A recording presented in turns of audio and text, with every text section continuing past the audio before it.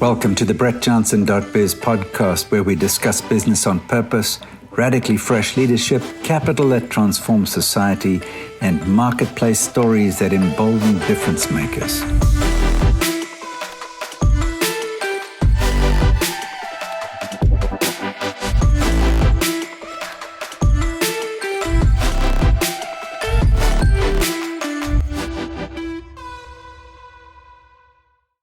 Welcome to the BrettJohnson.biz podcast. I'm here with Peter Saddington. Peter, welcome.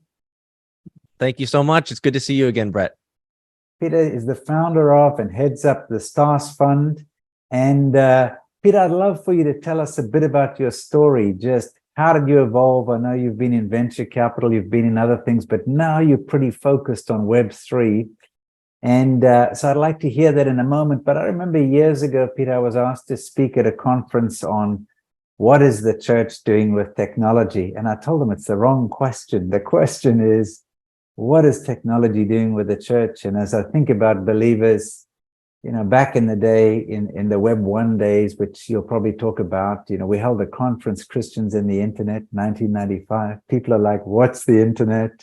And I was telling them that missions was going to be done one day using this kind of technology, and people didn't really get it. And then Web 2.0. But first, tell us a bit about yourself. Then we can unpack Web 1.0, 2.0, and where we are, and the ups and downs, the possibilities, the different strategies that you might see for people going forward. So, but first, a bit about you. Sure. I'll make it short and sweet so we can dive into some of the more important nuances and ideas so that we can unpack. But again, thanks so much, Brett, for giving me the opportunity to talk with you and hopefully encourage, inspire, and educate your audience. So long story short, I am a digital native of the internet. So I grew up in middle school, high school when the rise of the internet and Web 1 came out around 1993, 1994 with Tim Berners-Lee releasing the internet to the public, and then we had AOL.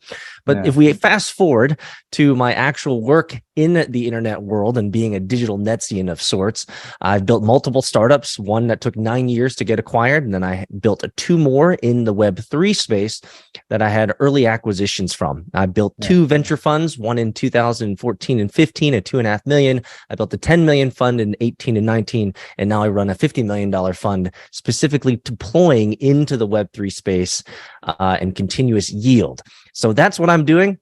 I've been a digital entrepreneur for over 20 years, taking other people's money and multiplying it and building out amazing applications and venture funds and deploying capital into amazing operators and entrepreneurs. So Peter, people would listen to this and say, this man loves to live dangerously. Maybe so.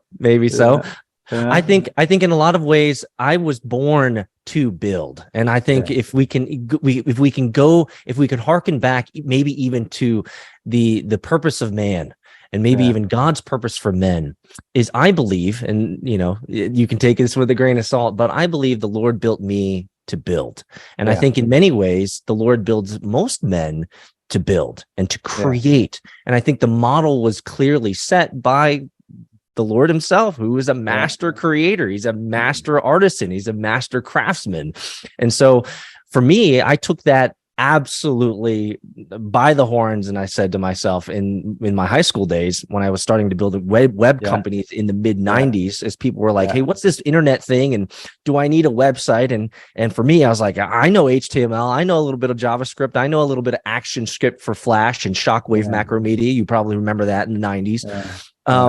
And so I started out building websites for colleagues, for friends, for neighbors. I remember building a website for a lawn care company that was a neighbor of ours that was about 5 doors down. So for me, I've always been in the world of building, and you could call that living dangerously, but at the end of the day, I think it's trying to leverage the technology that I see and create value-adding applications for the world at large. Yeah, fantastic. So I love the idea of building, and it seems like we are at a pivotal time in history when there's a new set of tools coming on. And it's like the old days, you know, what's the internet? And the Web 1.0 was pretty much just putting out corporate brochures in a slightly better format or a different format. And then the Web 2.0, there was a bit more of communities and so on.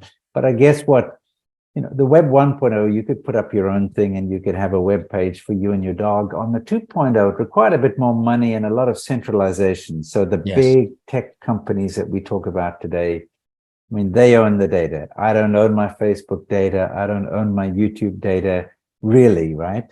Yep. You And got so, it. yeah, so and a lot of that was, and people are getting a little bit allergic to that and trying to get smart to that. And so here we sit at an opportunity where things could change. The economics could change. Who owns the data could change. But the tools are still new to many of us. So maybe we could unpack Web 3.0. I think we understand 1.0 and people use 2.0 every day. And Right. when I wrote the book I Operations and we studied companies in the Web 2.0 space, there was the sexy stuff that came up front, but actually the boring stuff became every day. You could access your bank account, you could do a bank transfer, you could book an airline ticket, you could do some of those things as well as a little bit of the online community stuff. But in Web 3.0, there's some fundamental technology shifts, and it would be great if you could unpack those for us. So base layer you see as blockchain, is that right? Yeah, so let's just set a foundation real quick for your audience here. The way that I see Web 1, 2, and 3 is really simple. Web 1 I look at as opportunity, which means opportunity and data, which is essentially you could create a web page. It was an opportunity for you to put data on the web. That's all that Web 1 was. Web 2 is accessibility. Now you can access other people, communities, you can access your bank account, you can access social media, right? And just like you said, a lot of centralization, because that is what was optimal. That is what was useful. It was easy for us to go to a centralized location like a Facebook, like a Twitter, like an Instagram, and have them manage our data for us. But just like you said, people are starting to become a little bit allergic to this idea. And so Web 3, if I can summarize it up in just 2 words, it would be data sovereignty. Now, let's unpack that for just a second. What is data sovereignty?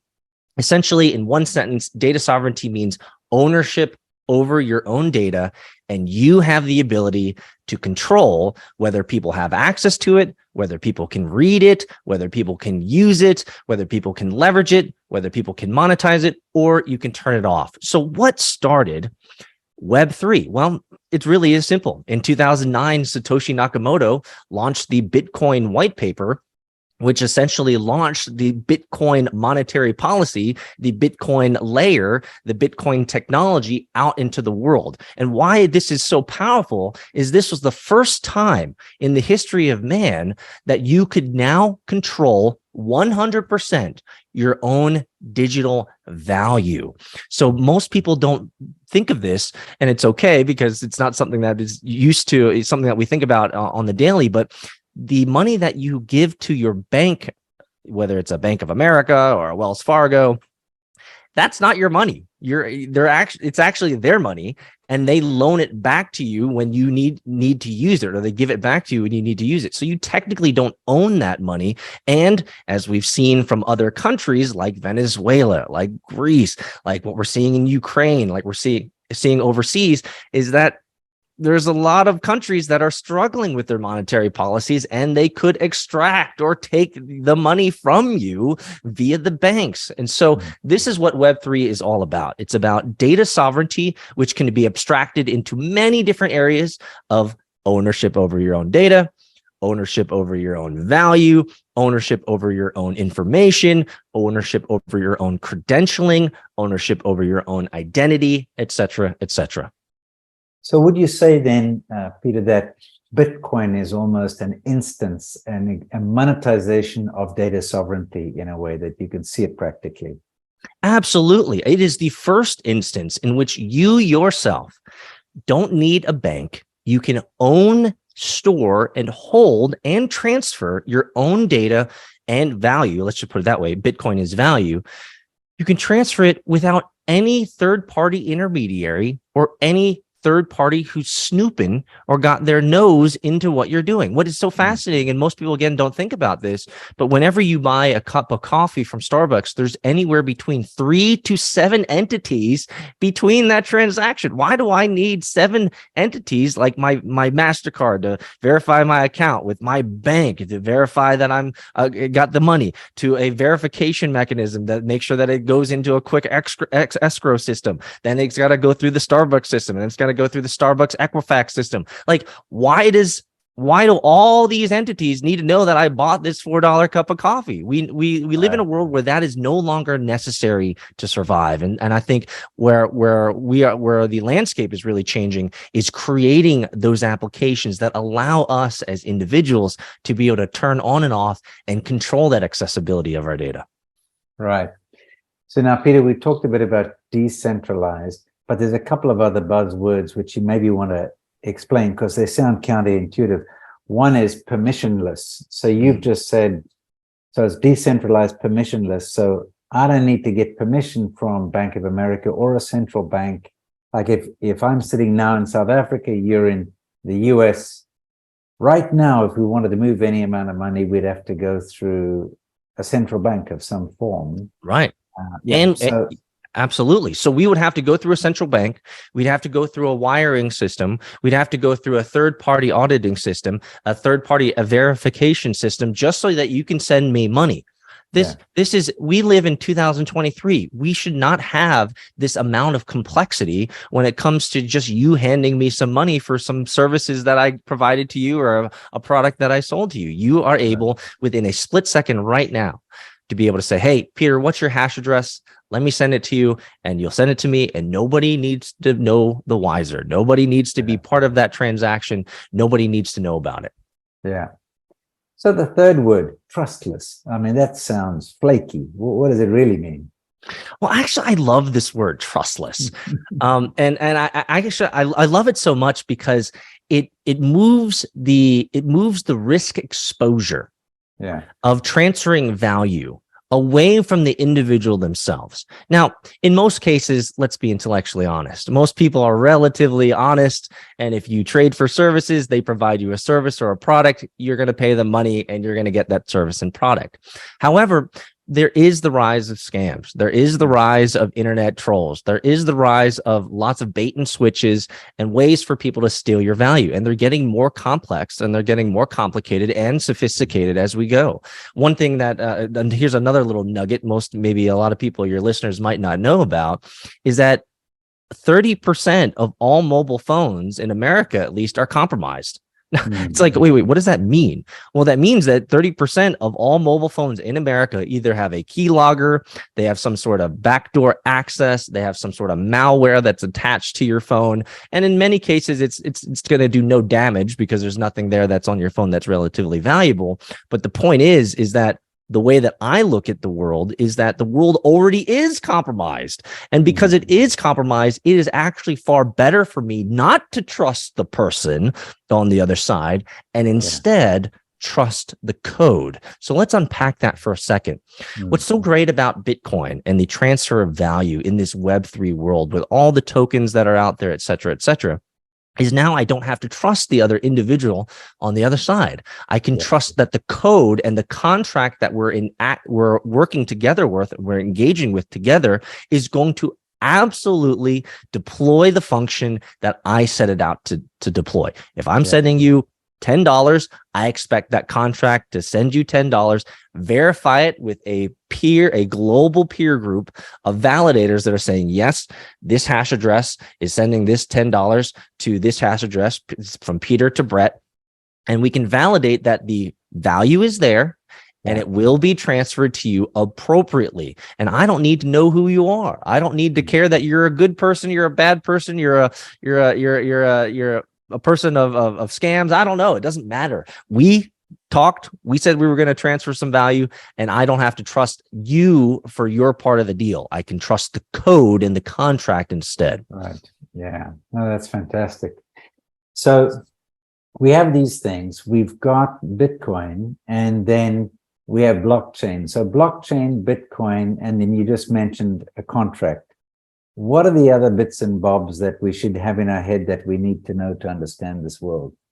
Great question. So Bitcoin is the first digital currency that was ever released onto the planet. And what's great about this is it's a protocol, which is really important to know and understand by your users and your listeners here. The internet, TCP/IP, the internet is a protocol. You can't turn it off unless they turn off all the electricity. And what's also powerful to know is that the internet, as you well can assume and assert, is spreading to every corner of the globe. Right. So Bitcoin, likewise, is also a protocol. You can't uninvent it. You can't remove it. You can't get rid of it. And Bitcoin, like the internet as a protocol, is expanding to every corner of the globe. And this is a very powerful and confidence-inducing idea, is that we now have monetary rails or a monetary infrastructure that cannot be removed. It can't be deleted. It's not going to go anywhere. And so getting into Bitcoin, a store of value, is a smart idea. It's not, I always look at it this way. And again, don't take my advice. I'm not a financial advisor. So take everything I say with a grain of salt. But if I could be given the opportunity, Brett, to invest in the internet in 1994 with the knowledge that I have now, brother, say less. I would invest a lot of money in the underpinnings of the internet in 1994, right, because I know of the expanse and how it's going to expand. So that's number one. Bitcoin is now the core function for transfer of value. Let's talk about the decentralization. What's great about decentralization is that, again, we don't need to trust the person on the other side of that equation. We now have validators or people who want to support the Bitcoin network all over the world, and they have the exact copy of every transaction that's ever happened of the ledger that's on the blockchain. So what is this blockchain? Essentially, a blockchain is just the entire ledger of all the transactions that are happening. And so that we can verify that, yes, Peter did send this money to Brett. Brett can't double spend it. He can't send the money over to this guy and then send it over to this guy. Well, it's an escrow, these types of things. And so it is the decentralization of the blockchain makes it so powerful because, as we talked about just 5 minutes ago, it's not centralized. There's no central banker that can say, you know what, I don't like Brett today. I don't like Peter today. You know what, I'm going to make it so that they can't transfer value. That can't happen. And so we now have a payment rail system called Bitcoin that leverages a blockchain ledger system that is completely decentralized all over the world, which means now you and I have the mechanisms of value transfer without a middleman. How amazing. That is pretty amazing. It is pretty amazing. And I hate to think about how many trillions of dollars are held up randomly and sometimes purposefully by banks every single day, right? I mean, it's just, they camp on money, and the bigger the amount of money, the more they camp on it, which really strangles a real part of the role of banks, which should be to fund real work. But instead, financial transactions get wrapped up in financial transactions, and they often get held up either for the benefit of the bank or for whatever reason, just at the whim of some guy in the central bank doesn't like you, or the bank doesn't like you, he's not going to release the money for your project, whatever it might be, or you just come to accept this is going to take 10 days, this is going to take, and it doesn't need to. Yeah, so that's pretty amazing. It's a privileged time to be living in. It's not only a privileged time to live in, but I think what is important for us as people who are in the world but not of the world is that we have to look at the absolute and obvious patterns of the central bankers over time. What the central bankers have done at a nation state level they've used monetary policy for economic warfare. If they don't want a country to have access to oil, or they don't want to have this country have access to these types of resources, or these types of trade mechanisms, or these types of trade partners, all they have to do is shut off the banking system to them, or the SWIFT system to them, or any type of international money transfer system. And now that country is done. It is now bankrupt. They now no longer have credit to be able to do the work they need as a government, or to be able to survive or sustain themselves. And so what we've seen, and this is important for your listeners, is we've seen economic warfare at the state level in the past. You might say, okay, I get that. Why does this matter to listeners today? That economic warfare is now coming down to the individual. We are now seeing case studies and examples of just not nation states, individual people, just like you, Brett, just like me, Peter, where banks will say, I don't like Brett. You know what? I just want to make his life exceptionally hard. And I'm just going to turn off his SWIFT, his international money transfer ability, and I'm going to shut off his main banking account. And so now you are a slave to a monetary system that is controlled by people that you don't know and that you certainly don't trust, and they don't have your economic benefit in mind. And so Bitcoin is the solution to this. Is that we now imagine if we didn't have Bitcoin, you'd have no recompense. You'd have no way to, okay, my bank account shut off. I can't eat. What other ways is there for me to hold value? Well, if we didn't have Bitcoin, you wouldn't have it. You maybe just have a ton of cash laying around. Yeah. So it is. I have seen case studies. I've seen, as you say, examples where prominent people who head up groups that the banks don't agree with. And nowadays, the whole thing of a cancel culture has extended into banks. They decide, oh, no, I don't like this nonprofit. I don't like the agenda. So we're just going to close their account. That's right. And this has happened in the US. It's not like a theory. It's not a conspiracy theory. It's actually happened, mainstream news where this has happened. So it's not beyond the pale at all. And tied into that, I would say, Peter, is this whole thing about the inevitability of CBDCs, central bank digital currencies. So from when I last checked a couple of months ago, there were over 100 countries exploring coming up with digitizing their currency. So basically saying, Brad, if you got $10,000 in the bank, it's now all digital. And so your dollars have gone. It's all digital dollars, if you like. And now the government knows exactly what I'm spending where. So technically, they could say, Brett, yeah, it looks like you go to a Presbyterian church, but we think you've given enough for the month. You can't make another donation. You can't do this. Brett, you're getting fat. You can't buy French fries. I mean, it could go that far, right? If they wanted to. Could go. Yeah. Could go that far.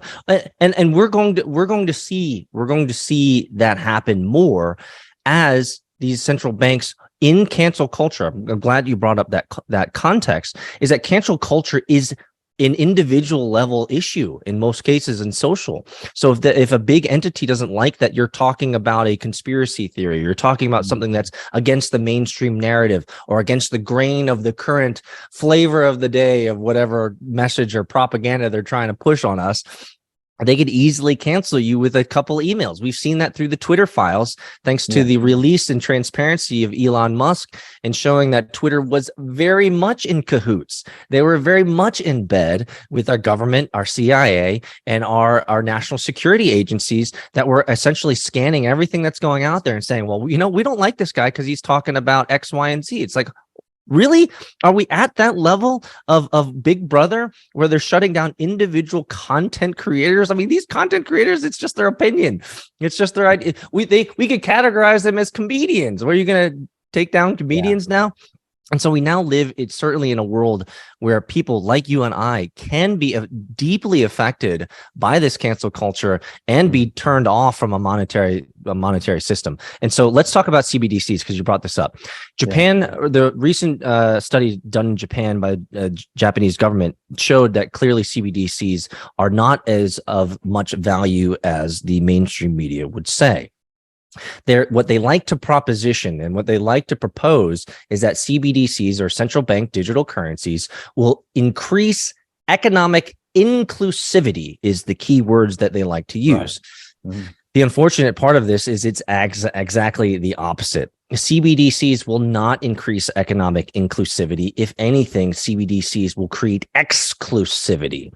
Whereas now we have, since they have complete control, complete centralization of the data, of where you're spending your money, where you're going, because I can track your entire life by what you purchase. I know that you went to Starbucks at 8:30 in the morning to get your coffee. I know at 11:30 you went to Chili's to get a hamburger. I know that you went for another coffee break at 3:30. Your purchase habits in so many ways reveal who you are, who you're talking with, what you're doing, and where you're hanging out. And so these CBDCs likewise can be controlled. They can be turned off. They can just, I like, you're kind of speaking tongue in cheek, but you're not wrong. They might look at you and say, well, according to recent health studies, Brett, you're fat. So every time you go to McDonald's, we're going to turn you off. So you can't eat French fries. It's like, wait, when did you get into the game of telling me about my health? Yeah. What's interesting about this is there's a biblically, philosophically opposed thing. So in the kingdom of God, you have free choice. I mean, you can choose to go to hell, you can choose to go to heaven at a pretty basic level. You can choose to serve God or to serve yourself. God leaves pretty big choices up to us. God is a risk taker in the sense that he wires us with free choice. But in the central bank kind of world, in the future world of the World Economic Forum and others, and it's not just them, but in the big government, there's a ruling by the elites, which is like the elites know better than everybody. And so the world would run better if a handful of smart people decided what was good. And the rest of the people followed along, which is so contrary to the kingdom of God. When Jesus says, I've come to set you free, the centralized control thing, which we've seen happen with the pandemic to an extent, gives a little bit of an indicator of that. But if it's not the pandemic, there'll be some other manufactured crisis. It could be coming out of a war. It could be another health thing. It could be Chinese balloons. Yes, exactly. It could be anything that puts the fear of God into people or the fear of chaos, etc. And then that provides an excuse for centralization. And so the decentralization versus centralization is almost a freedom versus non-freedom thing. And so yet we should perhaps turn to the opportunities. We have, I remember in the early days of the internet, if you can get eyeballs, so you spend a lot of money just getting eyeballs, and then a miracle will happen, you'll make some money. We seem to be at that same stage a little bit with Web3. We've got customer loyalty type programs. We've got some of those things that are pretty light in terms of their nature, but the potential goes so much deeper than that. So maybe we'll start with the light stuff, successes and failures. Tell us what let's unpack this. I am one of the reasons why. So I'm a decade deep. So I bought my first Bitcoin in 2011 in November at $2.52. It was one of the most life-changing events besides becoming saved and marrying my wife and having my kids and all that stuff. But a decade ago when I purchased my first Bitcoin, it fundamentally changed the entirety of my worldview around value. And number two, which is what we're about to talk about, the digital and data sovereignty. And so the reason I get so excited about the future of Web3 is let's just talk about some use cases, is that in the future, I believe that everyone should be having their own Dropbox or managing their own data server. So that means no longer are you uploading it to Google Cloud or Amazon Cloud or Dropbox. You're managing your own data. Nobody has access to it. They can't scan through it, see all your stuff, grab whatever and monetize it, whatever. So what's going to be exciting about the future is you're going to be able to manage your own data in easy ways. Right now, it's not easy to spool up your own server, your own data server, and set up a new computer. It's not easy right now. So we will get there. The second thing is that we'll have control not only of our own data, but we'll have control over our own communication streams. So when you sign up to Yahoo or you sign up to Gmail or you sign up to any of these other email clients, it's not yours. All that data that is passed through Google. They're reading everything. The NSA is reading everything. The CIA is reading everything. They get all that data dump. Now they're not using probably most of it anyway, but that's not the point. The point is that your emails and your personal communiques, personal communication is in other servers and other places that could potentially be read and maybe even used against you. So number one, I see a future where we own our own data. Number two, I see a future where we own our own communications. Obviously, number three, I see a future where we own our own value and value transfer. Nobody needs to know about who you're talking with and who you're exchanging data with, who you're exchanging value with. Number four, I look forward to this. It's really exciting, is that we will now, with all this data sovereignty, we will now be able to monetize our data the way that we want to. Now, there's going to be a lot of UI, UX, and interfaces that need to be built to make this easy for us to use. But the future is going to be this, in that you can now turn on and off accessibility to your data. You can say, you know what, I love racing. I love cars. I want every advertiser in the car world to use my information so I can get more discounts. And that is a sovereign decision that I made to share my data with all the car vendors, manufacturers, merchants, etc. But I don't want the washing machine detergent companies to know anything about me, because I'm never going to buy that stuff. So I can turn these types of things off, and I'll be given the optionality as to how people are seeing my data, using my data, and monetizing it. So what really excites me, if I could summarize it up in one paragraph, it would be this. I'm super excited about Web3 because now finally we, as sovereign individuals under God, can leverage technology in a sovereign way that I believe is modeled after God. Is that if we look to Christ came here to free us from bondage. I find it fascinating. And maybe I'll share just a quick tidbit here, but I'm a little bit extreme on the debt side of things. I hate debt. Now, some people love to leverage debt to make good money in housing and real estates and investments. Peace. Like if you can stomach debt and you can leverage debt and you can make money on it, bro, more power to you. For me, when I came to realization that Christ has set me free from the bondage of slavery and debt, I took that to its extreme, which means I should never give myself back up to any debt position or debt ownership over me or ownership over my life. And so you might say, well, Peter, then how do you buy things?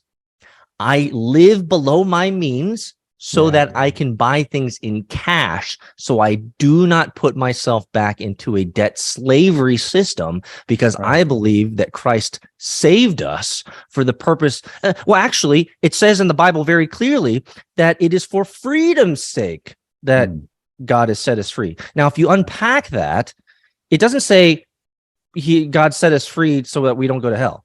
He didn't say he set us free so we can have prosperity. He didn't set us free so that we can go to heaven. He didn't say that at all. He just said, for freedom's sake, God set us free. If that's the case, then I have to believe, turning to the word of God, that freedom is the core purpose of salvation. Yeah. Fascinating. So, in many respects, we have got a new opportunity to create community with the Web3 technologies, right? And so maybe we could unpack that a little bit. In 5 years from now, the stuff has come and gone, but things have bedded down. We've got used to this new world. It's not that it's weird. What is it? We've got used to digital currencies and so forth. How would you imagine if you took, for example, so in the repurposing business world, we have a couple of thousand people, say, have gone through our training. We've worked with, say, 450 companies around the world. They're in many different types of businesses, but we're still a physical community. We used to do all of our training in person. Now we do a lot of it online, but it's still somebody up there. We've got a lot of books, which I joke that the best way to keep something from anybody, keep it a secret, is to put it in a book, and so I've got a bunch of books like that and so forth. But in the future, that community is going to feel quite differently, not just ours, but other communities are going to relate to each other differently. They're going to talk to each other. So I'd be interested to hear just you unpack just the way you see community happening in the future. Absolutely. Because in our case, people might come to us for training, but they stay for community. But that's going to change. The nature of the community would change, do you think?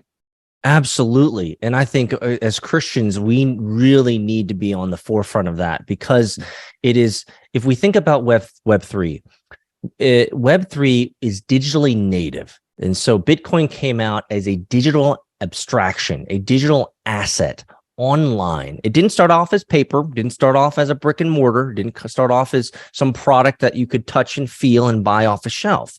And so the Web3 genesis, the genesis of Web3 was a digitally native construct. What grew this digitally native construct and asset was the fringe communities that were online. And so not only is Web3 digitally native, but Web3 requires community to grow and to prosper.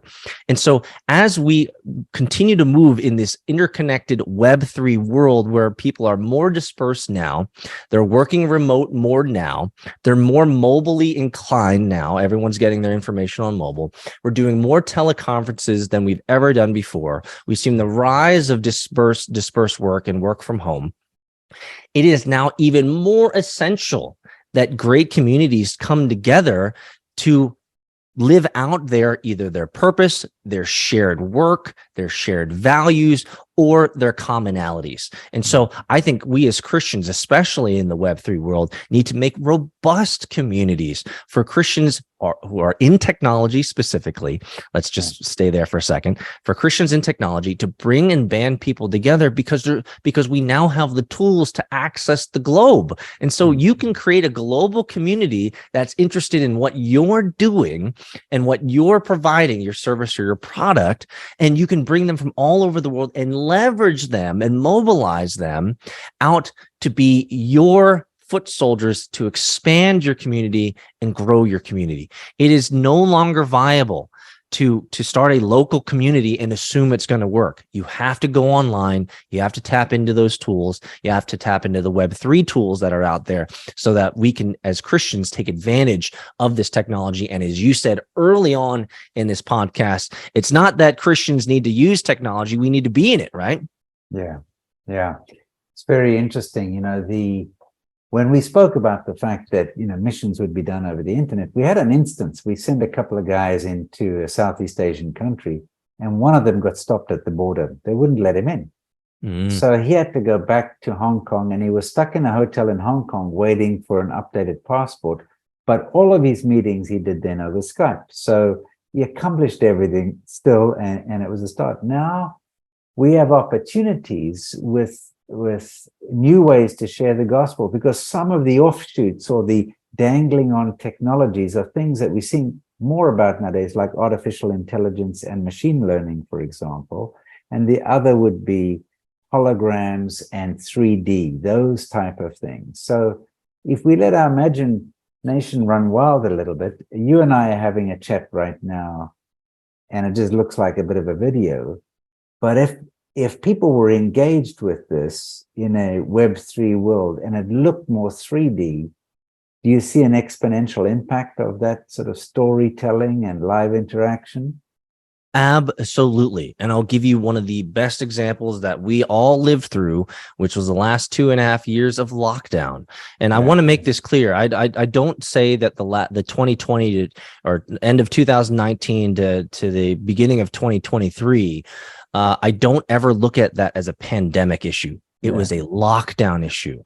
And that lockdown, that nomenclature, using the word lockdown is, I think, imperative, because it shows the context of the centralization that happened and the control mechanisms, policies that happened from this fabricated farce and this fabricated, crisis of sorts. And so we all lived through lockdown.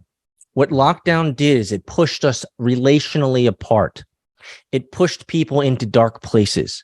It pushed people into loneliness, into depression, lack of the ability to connect, commune, be with other people. And so community today is absolutely far more essential than it was before, because people are hurting, and people, as you well know, people are people who love to commune, connect with other flesh and blood. We are relational creatures.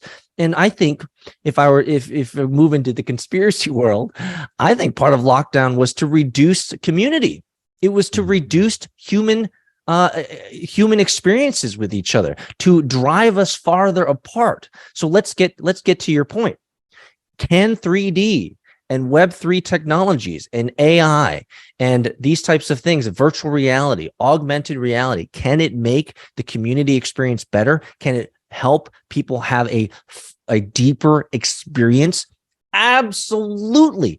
One of the things that I was really excited about seeing at our Web3 conference that we were both participating in is some of the technology that's rising out of the Christians there. Now, there are many people that are not Christians that are building this technology out as well, but they're using web AR, VR, virtual reality technology to deepen the experience and exposure in the learning world. And so if you're a student, for example, and you want to live the experience of Jesus, or you want to go through where the apostles, the disciples, where they walked and where they treaded, now we can go into these experiences and we can transport ourselves through the internet and through these virtual reality experiences to the cave, to Golgotha, to Jerusalem, to the, any of these famous landmarks and places that we've written about or that have been written about in the Bible.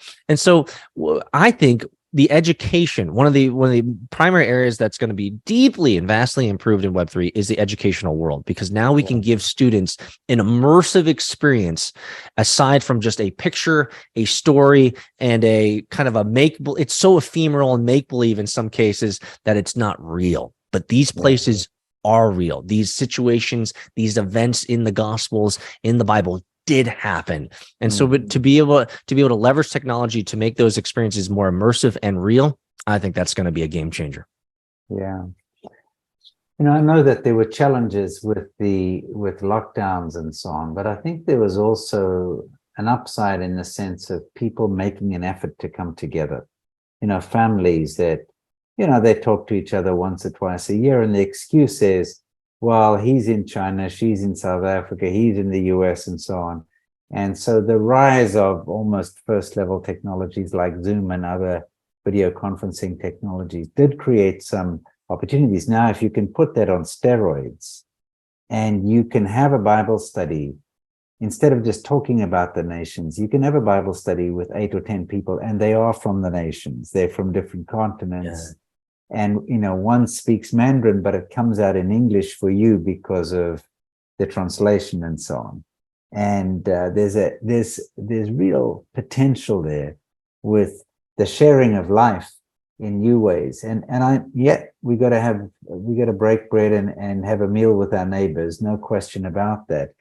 But there is the new generation that, I watched my grandkids at 5 and 6 years old doing online school, and they used 11 pieces of technology in a day. It's a bit crazy. It's a lot of stuff for the kids, but they seem to navigate it quite well. Now, I'm not saying that there was all good results. There were certain issues which weren't picked up by teachers, and teachers could goof off, as could kids, but there is a lot of opportunity over there. So building community, communications. So just in the last few minutes, Peter, you're investing in this, you're investing ahead of the curve in many cases, you're investing to make the curve in some cases. So the average Christian, should one wait or should one jump in? Should one wait and say, let me see how it's going to go and so on? Is one question. Then I want to ask you about how does one set up for success? So wait, no wait, what's your take?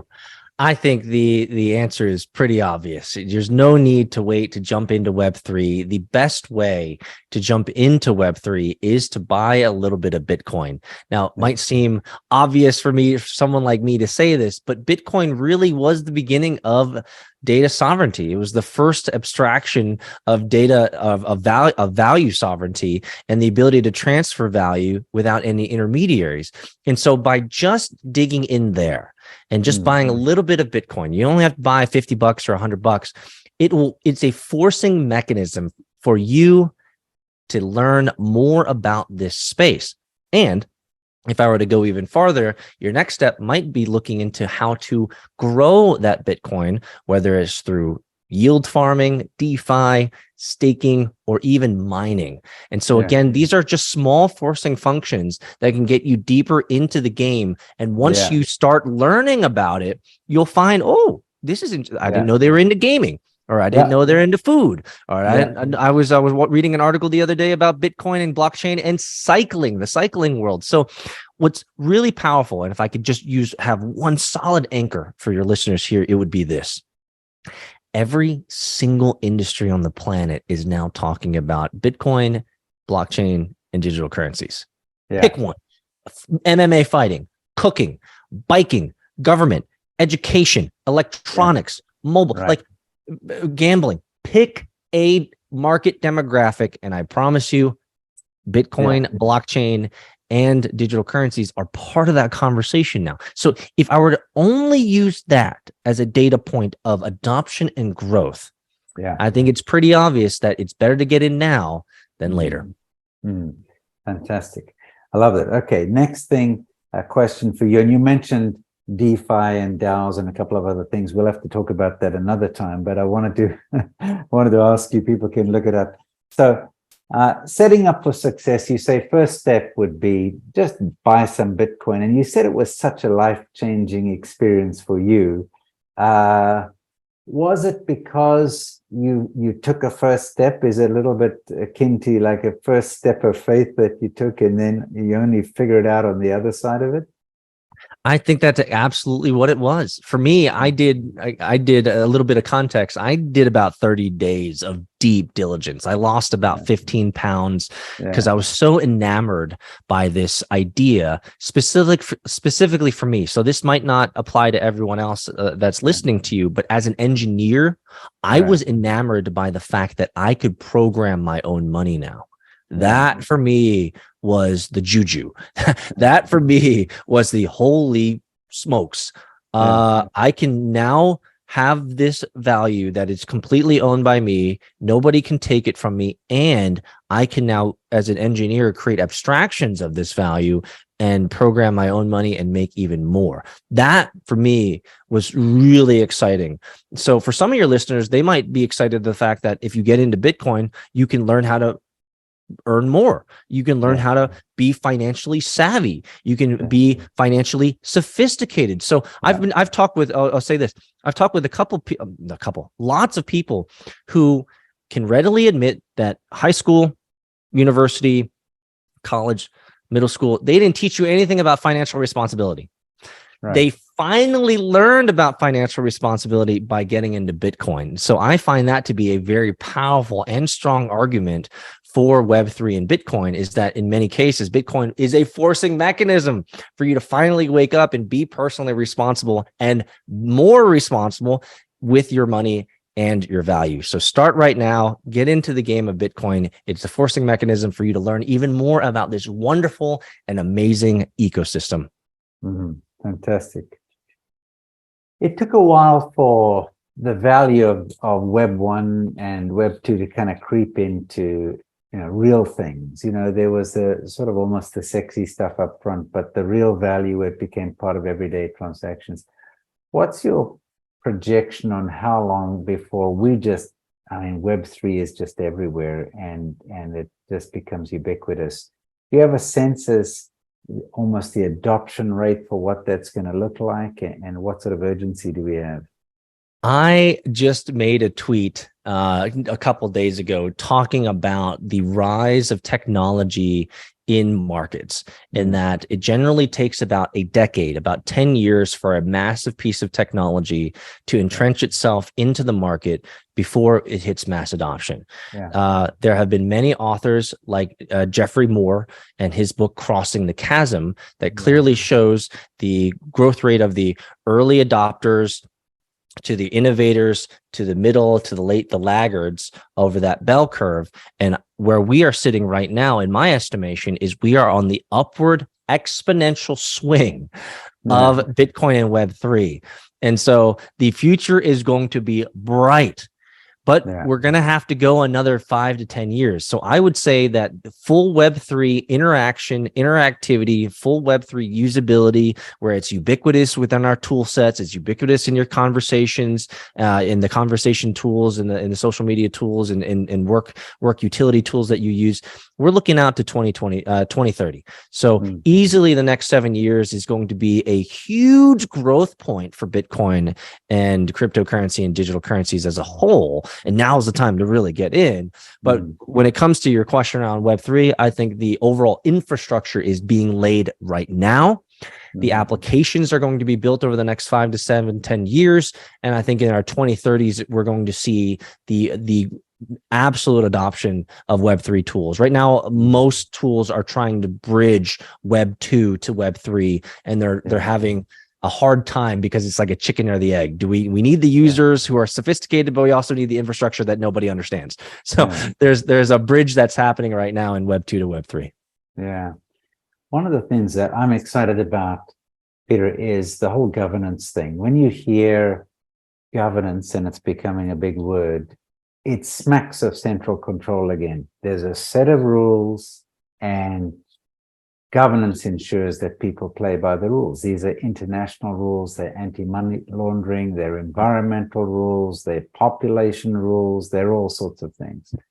And yet, Jesus came to democratize religion in many ways. That's what he came to do. And I'm excited about things like the decentralized autonomous organizations, where you can bake in a democratization of religion. It's not that there isn't order, but there is visibility, there is transparency, there are clear guidelines.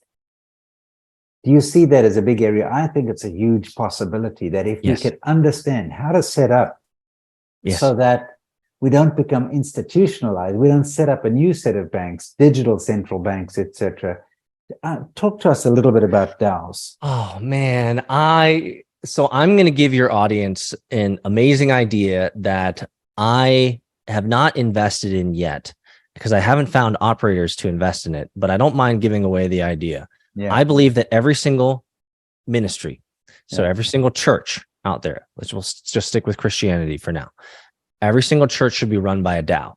And for any of the entrepreneurial minded individuals that are your listeners, there's a huge opportunity out there to create a base level DAO structure and framework that ministries can use effectively to manage their parishioners, manage the church management, the organization, the tithing, the operations. A DAO system can completely, just like you said, democratize the authority and influence spread out amongst the congregants that are part of that ministry. And they can be part and parcel of the governance, the organizational structure, as well as the transparency to where the money is going.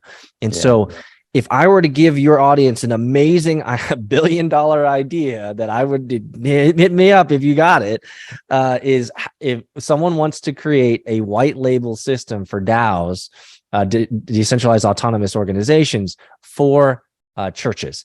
If you can figure that out and be able to roll that out so that it's easy for unsophisticated leaders of churches to use and implement without all the sophistication, if you can figure that out, I think that will dynamically change the not only the growth of Christianity within those parishes, parishioners in the church, but I believe it will enable even better missions because people are now engaged in the process of that mission arm of that church, as opposed to, I give money and I know that these missionary guys, part of our church, they do their thing and they give us updates every quarter.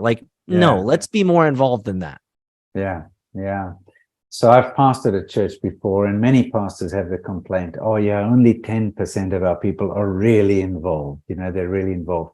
And yes, in theory, they believe everybody's a minister and the pastors are there and the pastors, teachers, and so on are to equip everybody so they can do stuff. But in practice, it's not very decentralized at all. And it doesn't matter the denomination, it makes no difference. And so this finally, there's a bit of an enabling technology that allows the outcome when Jesus said, you will all be named ministers. Everybody will be somebody in the kingdom of God. Even the least of these will be greater than those. And so it actually provides a technology where the things that we've talked about can become practical and they don't get superseded by what becomes institutional. So it's a lovely idea. And I hope that we see that come to fruition. Peter, thank you so much for sharing your story and your wisdom with us. Tell us just the address of your business, StaaS Fund. Tell us about that. You can find us at www.staas.fund. It's STAAS.fund, StaaS.fund. Or you can find me online. I'm not hard to find. You can either Google me, Peter Saddington, or you can find me on Twitter at AgilePeter. That's where I tweet out where I am and what I'm doing with our venture fund and all of the great investments that we're making in wonderful and amazing operators. Yeah. And Peter has lots of useful videos. Check them out. He's got good content, making good stuff available, and stirring up a good community of people. So, Peter, thank you so much for the work that you're doing, and thank you for the time to be on the podcast. Appreciate it. Thank you so much, Brett.